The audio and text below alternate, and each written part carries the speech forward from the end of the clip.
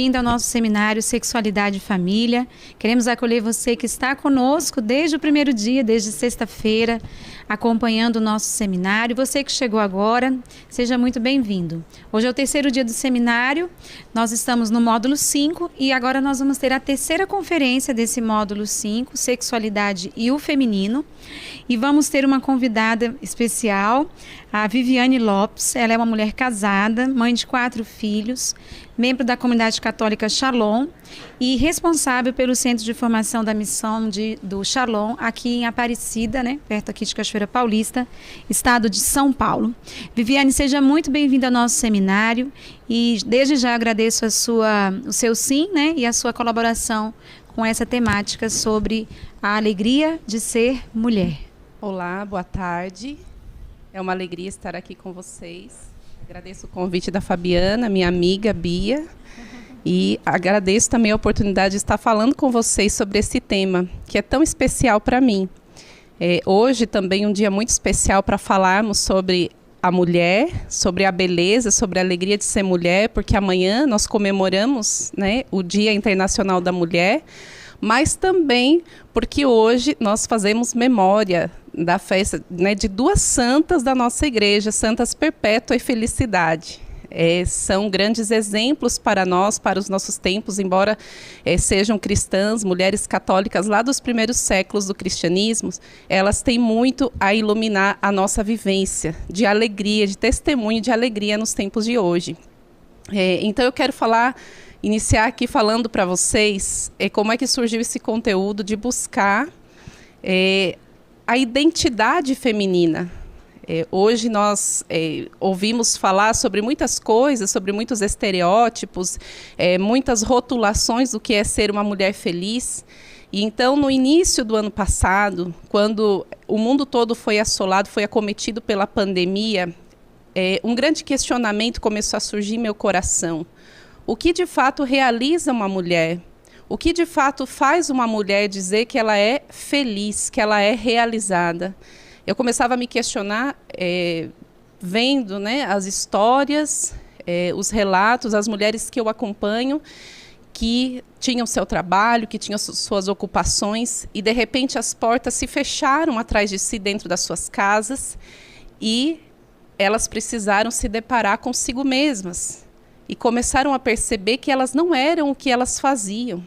Algumas até passaram por grandes momentos de desespero, porque tinha a sensação de que se me tira o que me fazem, o que resta de mim? E é justamente tocando nessa dimensão, buscando um caminho inverso ao utilitarismo e a uma falsa visão de identidade a partir daquilo que se faz, desejando ir ao encontro da essência do que é ser mulher, que eu quero falar esses minutos aqui com vocês. E para isso, eu vou usar 3 obras de arte, né, para nos ajudar a visualizar um pouco sobre a identidade feminina. O que nós vamos falar aqui pode ser que cause algum tipo de incômodo, ou algum tipo de, meu Deus, né, eu sou assim, e não é para gerar nenhum tipo de condenação, acusação, nada disso, né? Mas é porque esse caminho de busca da identidade feminina gera em nós uma alegria verdadeira, uma alegria cheia de sentido. Então eu convido você a prestar bastante atenção, né, a deixar que o seu olhar, que a sua imaginação também entre nesse momento na tela. Aqui eu vou pedir para o nosso querido a colocar aqui para nós a primeira obra de arte, onde nós vamos falar da primeira alegria do que é ser mulher. Então, uma das melhores representações da criação da mulher se encontra no Museu da Catedral de Florença. Essa obra de arte, ela foi feita por Donatello entre 1405 e 1407, em terracota vitrificada é o seu material, e é baseado em Gênesis 2. Nós vemos à esquerda o homem deitado de lado, num sono profundo. Ele não teve nenhuma participação na criação da mulher que lhe é tirada do lado, não do pé como uma serva, nem da cabeça como uma patroa, mas do lado como uma companheira, como vai nos dizer Santo Anselmo. Se a vermos frontalmente, a mulher esboça um sorriso profundo de felicidade e realização, pois ela é tirada da costela de Adão pelos braços vigorosos do amor do Pai. E vemos ela se apoiar inteiramente sobre seus braços. É assim que ela encontra sua identidade e missão mais profunda. Sem este apoio, ela cai consigo, e consigo ela leva o homem também a cair. Quando Deus fez os animais, apresentou-os ao homem, que deu nome a esses animais, mas não encontrou uma ajuda adequada. Adão trava um momento de solidão e, apesar de ter todo o paraíso, se sente ainda só. A presença da mulher cancela a ansiedade e a solidão do homem, que é celebrada num canto de amor de uns trechos mais poéticos da Bíblia, no qual Adão exclama: "Eis os ossos dos meus ossos e a carne de minha carne". Numa tradução mais profunda, vai dizer: "Eis a vida da minha vida, eu de mim mesmo". Ao fundo nós vemos a árvore da ciência do bem e do mal sobre Adão e atrás do Criador a árvore da vida. Ambas intocáveis, ou seja, o homem era submisso ao seu Criador e confiava plenamente em sua essência mais profunda, o amor. Então aqui nós vemos que a primeira alegria que nós experimentamos e que muitas de nós passam a vida sem se dar conta disso, é a alegria de termos sido criadas mulheres. Isso não é acidental. Isso faz parte da nossa identidade mais profunda. Faz parte de um plano de amor que está muito além do que nós vemos. Talvez eu, você, nós, ao longo da nossa história, tenhamos sido educadas, sido formadas com palavras muito fortes e muito negativas sobre o que é ser mulher. Por exemplo, mulher só sofre. Você pode pensar agora que palavras eu escutei no decorrer da minha vida sobre o que é ser mulher. Mulher é enganada, mulher nasceu para sofrer, mulher é sempre deixada para trás. Enfim, uma infinidade de coisas. E por mais que nós achemos que não, isso vai ganhando um peso quando nós precisamos, de fato, reconhecer a identidade, fazer esse caminho de encontrar a minha essência mais profunda. Então, a primeira alegria que eu experimento é de um louvor por ter sido criada mulher, por ter sido escolhida, por Deus para ser criada mulher. Quando nós pensamos na identidade feminina, nós precisamos também fazer um caminho de entrar na lógica da criação de Deus. Qual é a lógica da criação? Lá nos primeiros versículos do livro do Gênesis, nós vemos que Deus ele cria a partir da diferença e da complementaridade, como uma dança harmoniosa, onde a diferença de um dá sentido à diferença do outro e ambos se complementam no amor. Assim o dia dá sentido à noite, a terra firme dá sentido às águas e vice-versa. Mas é na diferença do homem e da mulher que essa diferença e essa complementaridade explodem numa dança harmoniosa. O homem com as suas características, revelando assim imagem e semelhança de Deus, e a mulher com as suas próprias características, num convívio, numa harmonia de amor, sob o olhar de Deus. E isso é uma grande beleza. O primeiro passo para nós caminharmos em direção a reconhecer, a tomar consciência da alegria de ser mulher, é acolher quem eu sou. Acolher a minha feminilidade, acolher o meu corpo feminino.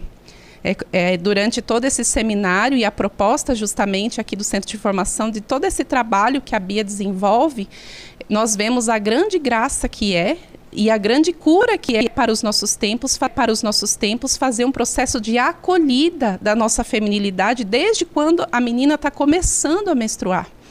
E isso é uma grande riqueza e é algo que nós precisamos também fazer um exercício, mesmo que você seu processo de menopausa, acolher quem eu sou passa por um processo de acolhida da minha corporeidade. O meu corpo, talvez o meu corpo não seja aquele corpo que eu gostaria de ter, mas é um corpo onde Deus colocou suas marcas. O corpo da mulher, ele é toda uma carta de amor escrita. Veja, quando a gente começa a estudar um pouco mais sobre o funcionamento, tudo aquilo que já foi falado aqui nesse seminário, nós podemos nos maravilhar conosco mesmas. E todas as outras áreas do nosso ser também é assim. Tudo na mulher foi criado pensando num amor profundo, num amor capaz de acolher um outro ser humano. né, a psique, as áreas do ser da mulher todas. Né? No mais profundo de nós está essa imagem e semelhança com Deus, com características muito próprias da mulher, do que é ser mulher. E aqui também, dentro dessa essência, nós podemos pensar assim, mas e aí? Né? Qual é o que mais que tem de alegria em ter sido criada a mulher? Dentro desse plano que Deus pensou para nós, eu gostaria que você imaginasse agora. Eu peço sempre para fazer esse exercício de imaginação, porque quando a imaginação ela nos ajuda muito no processo de aprendizagem. Né? Santa Teresa d'Ávila vai dizer assim que a imaginação é a louca da casa, mas a imaginação também nos ajuda muito no processo criativo e de conhecimento, com certeza. Então eu peço para vocês imaginarem uma lira de 4 cordas. Essa lira de 4 cordas, vamos imaginar que é a essência mais profunda da mulher. E quando essas 4 cordas dessa lira estão tocando, a mulher está transbordando a sua essência do que é ser amor. Né? Então, a primeira corda é a corda de ser filha, a da filiação. Né? Primeiro, eu recebo o amor. Né? Primeiro eu recebo o amor. Depois tem a corda da fraternidade, a corda do ser irmã e do ser amiga. Depois a corda da esponsalidade, né? De acordo com o meu estado de vida. A esponsalidade, né? Seja no estado de vida do matrimônio ou no estado de vida do celibato. É uma corda esponsal. João Paulo II vai dizer que essa corda, né? Que a dimensão da esponsalidade é o amor que nós escolhemos. Né? Porque você não escolhe de quem você vai ser filho, você não escolhe muitas vezes os seus irmãos, as pessoas que estão ali no seu convívio, mas você escolhe aquele com quem você vai se casar. Né? Ou você escolhe também a dimensão da vivência do celibato. Né? É um amor que passa por uma escolha livre da nossa parte.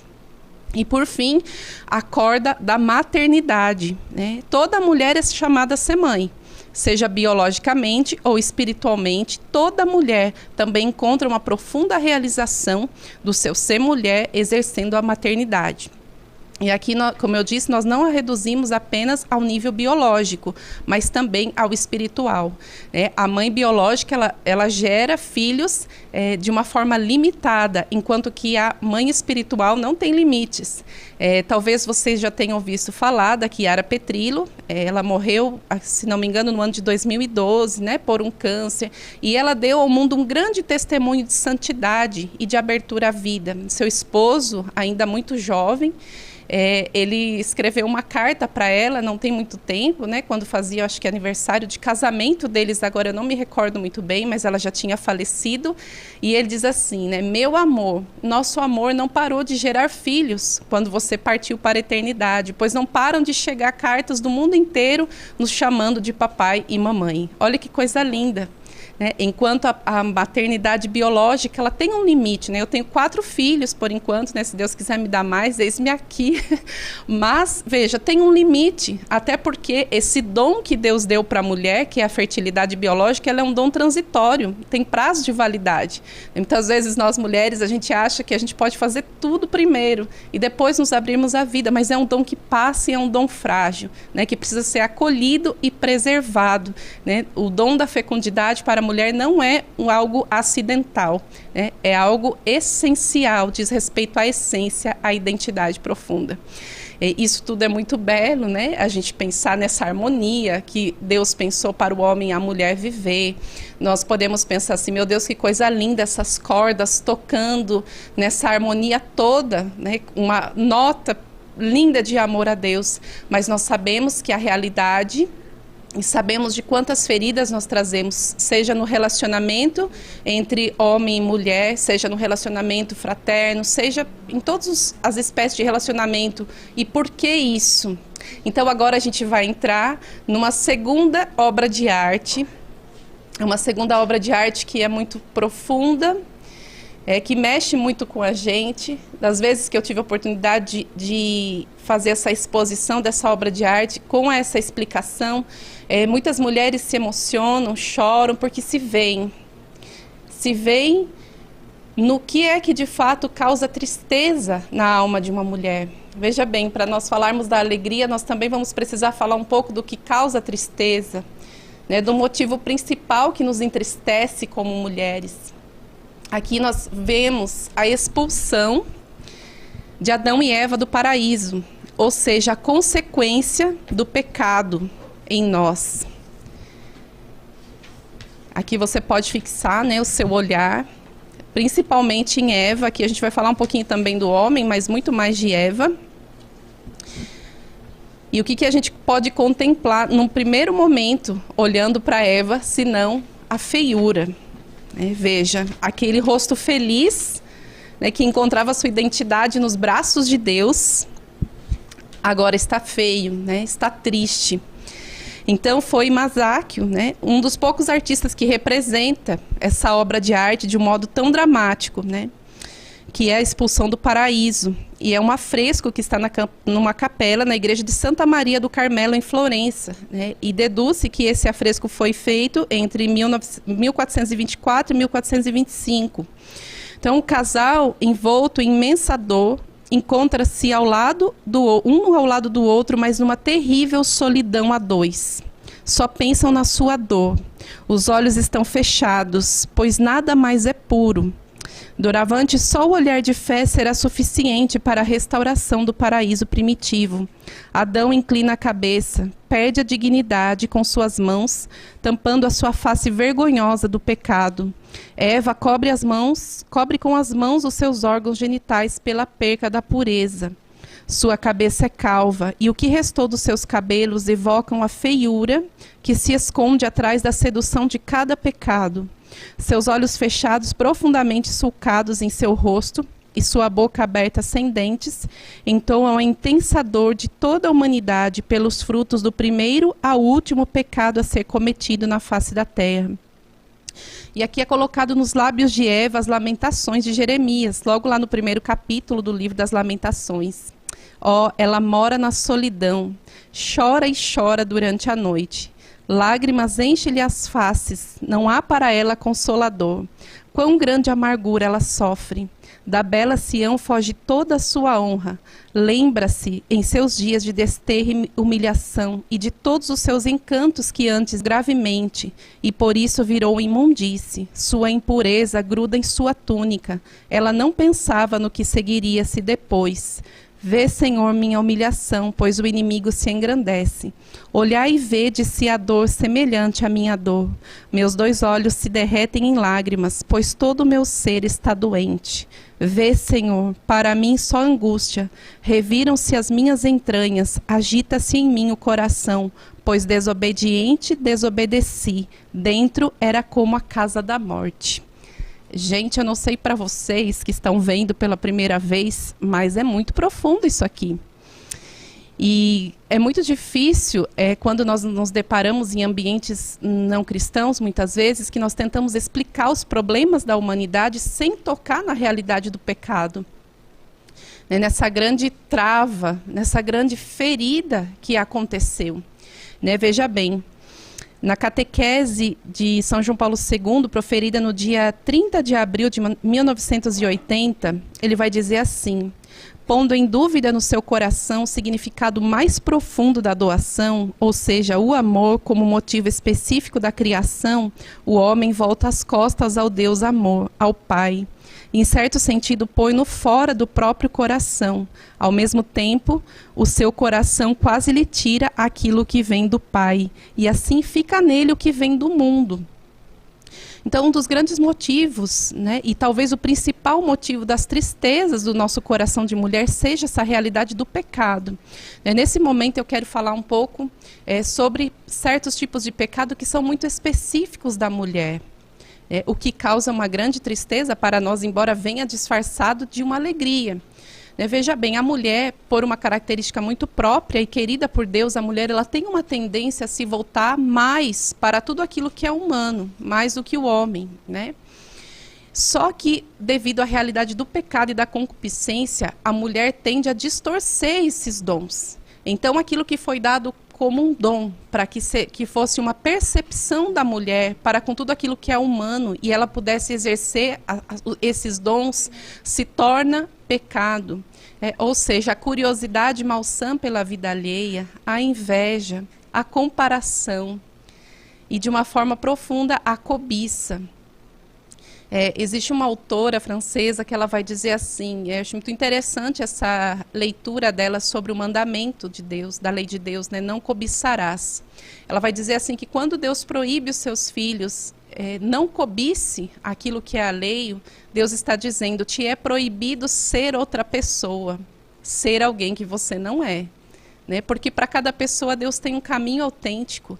E esse é um tempo onde nós vivemos que muitas mulheres, inclusive, me procuram, se queixando, já acompanhei, né, por várias mulheres que sofrem muito pela comparação.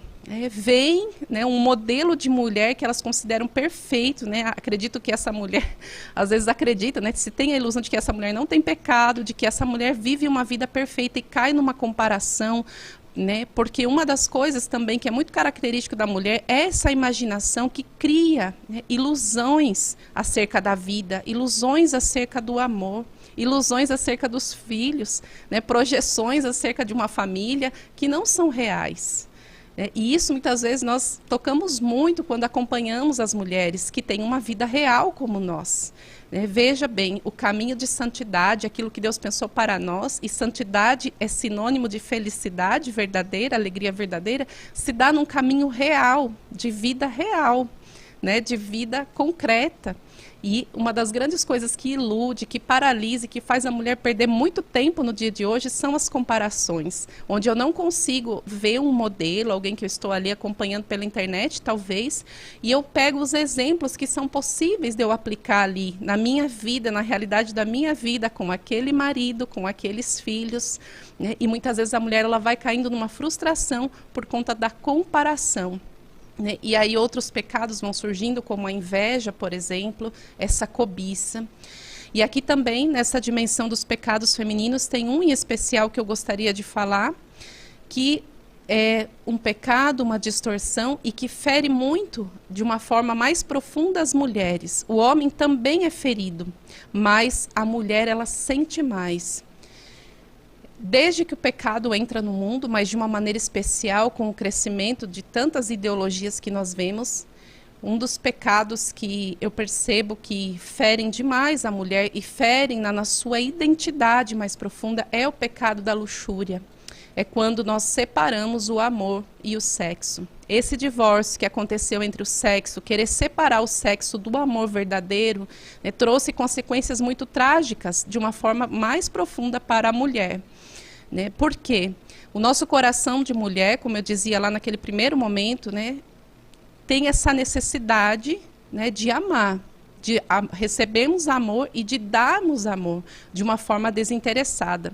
Eu gosto de traduzir o que significa amor para a mulher nas palavras de Paulo VI, meu querido amigo do céu Paulo VI, né?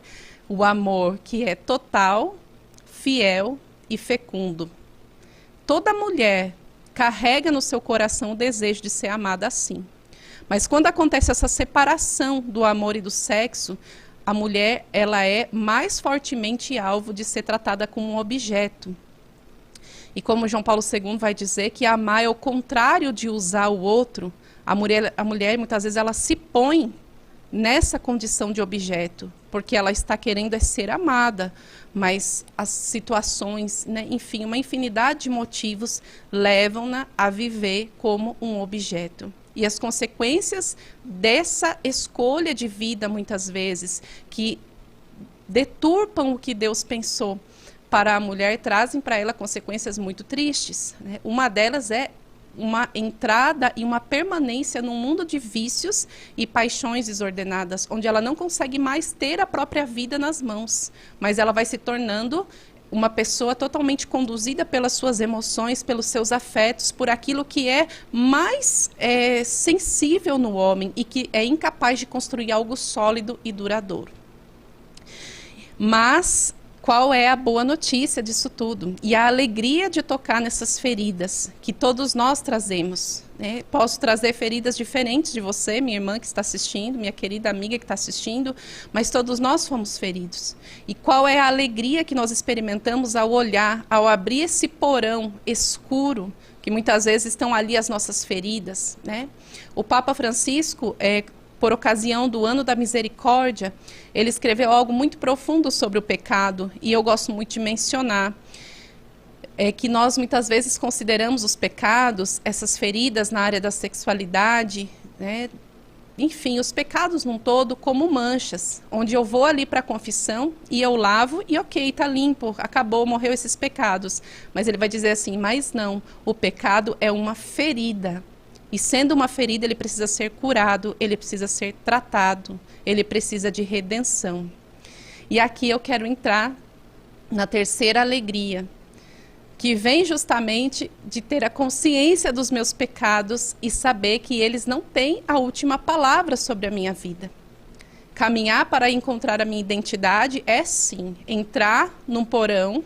Eu gosto muito, né, de pensar naquele poema, né, da Adélia Prado, que ela vai dizer assim, que muitas vezes faz muito bem para nós entrar no porão, para que a gente não se esvaia em fuga e esterilidade. A mulher, ela foi pensada por Deus para ser fecunda, né? Nem sempre biologicamente, mas a mulher foi pensada por Deus, criada por Deus para ser esse sinal de vida por onde ela passa. E muitas vezes, por conta dos nossos pecados, dos nossos maus discernimentos, nós estamos assim, como baratas tontas, sem gerar vida, né? Gerando esterilidade e muito barulho.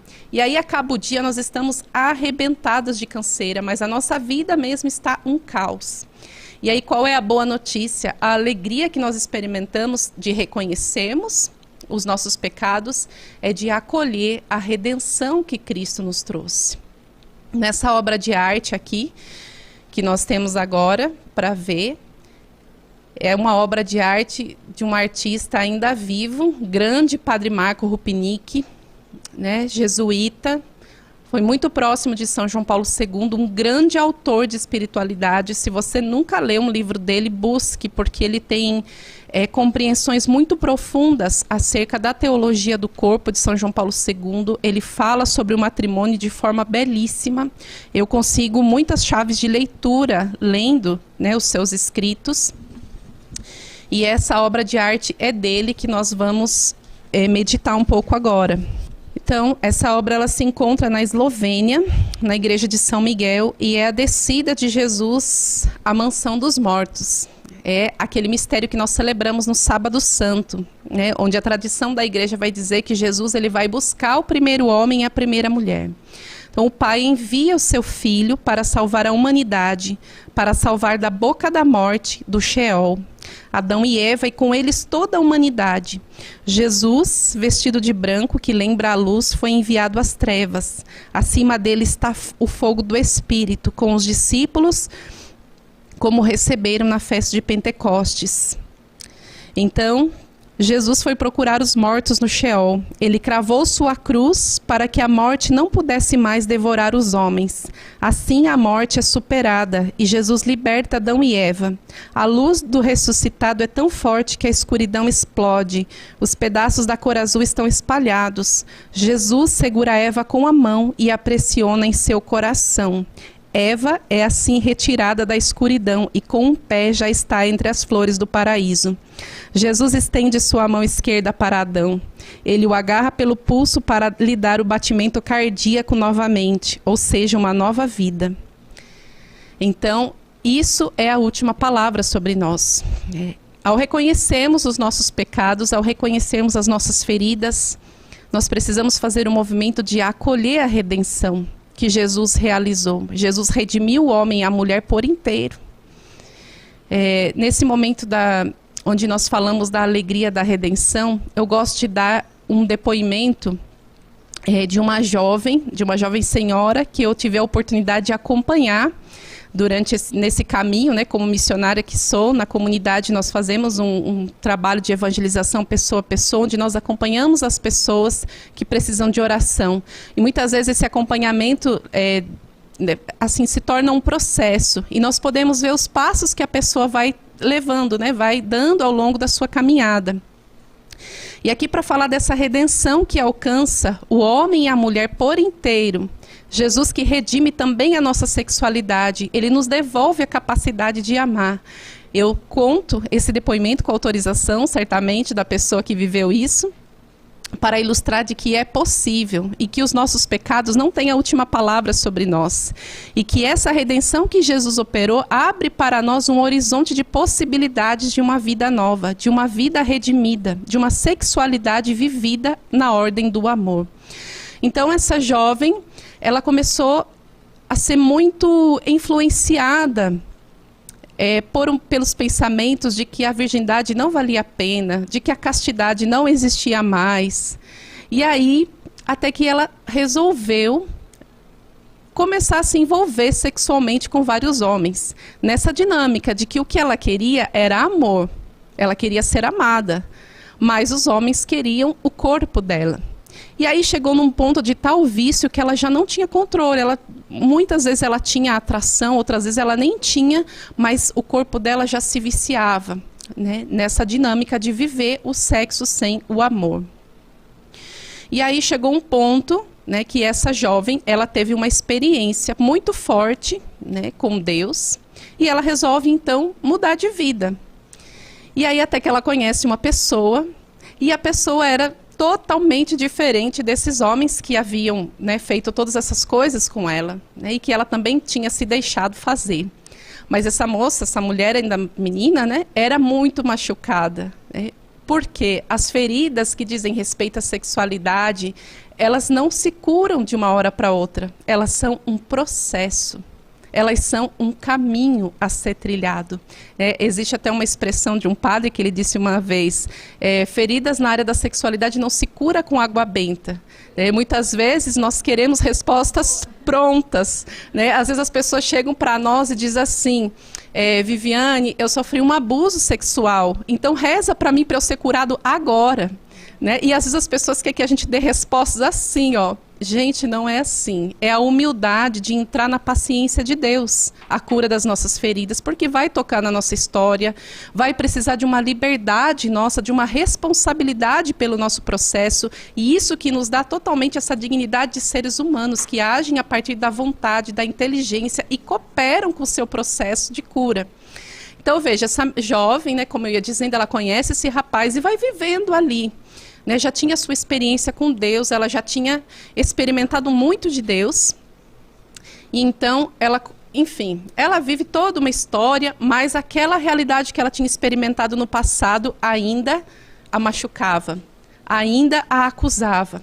E até que ela se casa, né, e um belo de um dia ela decide contar para o marido dela tudo o que ela tinha vivido, que o esposo não sabia, de todas aquelas feridas que tinham atingido a ela. E aí, quando ela conta, ela pensa assim, como é que vai ser? Porque ele não vai aceitar tudo isso. Ele não vai aceitar que eu sou uma pessoa machucada, que eu sou uma pessoa ferida. E aí, o que acontece? Para surpresa dela, quando ela conta toda a sua história, toda aquela lama que ela havia experimentado, o esposo se ajoelha a seus pés, né, vai lá, pega uma bacia com uma jarra de água e começa a lavar os seus pés, pedindo perdão em nome de todos os homens. E nós temos um caminho novo para ser trilhado, que é o caminho das virtudes, o caminho de uma configuração com Jesus.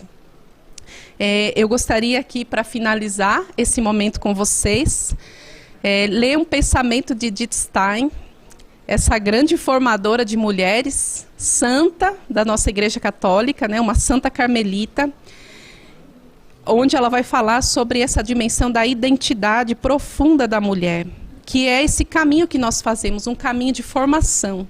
Né? O homem e a mulher, né, precisam acolher a tarefa de se deixar formar e se tornarem pessoas novas, né? Ela vai dizer assim, qual é a grande enfermidade de nosso tempo e de nosso povo? Na grande maioria das pessoas é a desintegração interna, a falta total de convicções e princípios firmes, a deriva sem direção. E por causa da insatisfação com esse tipo de existência, a busca de entorpecimento em novos prazeres cada vez mais sofisticadas. O remédio contra a doença de nosso tempo são seres humanos plenos, fincados no chão da eternidade. Não se deixam abalar em suas convicções e em seu agir por opiniões, asneiras e vícios da moda que graçam à sua volta. Cada uma dessas pessoas é como uma coluna firme em que muitos podem agarrar-se para voltar a sentir por seu meio o chão firme debaixo dos pés. Então esse é o caminho feliz que Jesus nos dá, que Jesus nos oferece e que nós temos a oportunidade de fazer um caminho de formação para encontrar a verdadeira alegria, o verdadeiro sentido de ser mulher. Sabendo que como uma missão, né, São João Paulo II nos deixa uma missão muito básica nesse tempo, que é a missão de humanizar o homem. Essa é a missão muito básica que João Paulo II nos deu, que está muito longe de tantas idealizações que as mulheres fazem, né? Sabendo que Deus confia à mulher de uma forma especial, vamos dizer assim, com fé confiantes, nesse pós-pandemia, a missão de humanizar o homem, de cuidar daquilo que é humano, de cuidar das relações. Isso é o que Deus espera de nós e isso encherá o nosso coração de alegria ao irmos ao encontro da nossa identidade profunda, sendo o que Deus pensou para cada uma de nós. Muito obrigada, Viviane. Ficaríamos aqui te escutando por muito mais tempo. Hein? Que maravilha, né? Ouvir a Viviane trazendo toda essa delicadeza através da arte. Ser diferente, né, gente? O nosso modo sexualidade feminino. Muito obrigada mesmo pela sua colaboração, pelo seu ministério, por tudo aquilo que você realiza também dentro desse apostolado com as mulheres, tá bom? Muito obrigada. Nós vamos então para o último momento do nosso seminário. Antes disso, vamos dar um breve intervalo de 5 minutinhos e voltamos com a última conferência do nosso seminário Sexualidade e Família. Até daqui a pouquinho.